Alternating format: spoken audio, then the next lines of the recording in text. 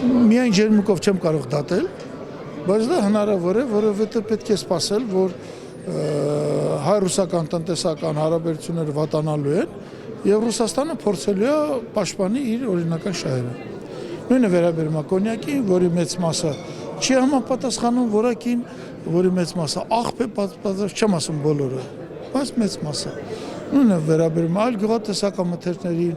նույնը վերաբերում է հագուստին, արդյունաբերական արտադրանքին եւ այլն։ Արդեն վերջին մի տարում դրանք առևտուրը պակասել է շուրջ 2 անգամ,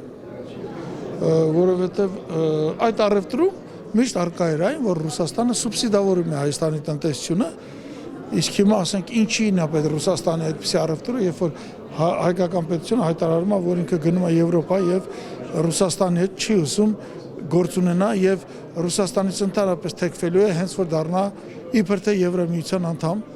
որը երբեք չի դառնա։ Որ ասեցի, որ մոտարապես այստեղ են արել, համընկնում են գնահատականները, մոտ 7 միլիարդ ակտիվների ներհոսք դեպի Արմենիա, դեպի Հայաստան կպակասի,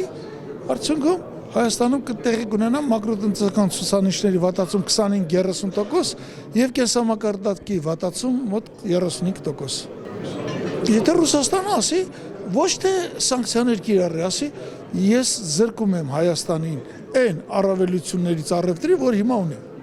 Այսինքն, ինչպես են ասում ռուսերեն, լգոտաները, ես այդ լգոտաները հանում եմ։ Հայաստանը դառնում է համմրցունակ։ Ես ընդհանրապես նրա երկրապագուն չեմ, որ մեր հարցերը շատ վատ լինեն,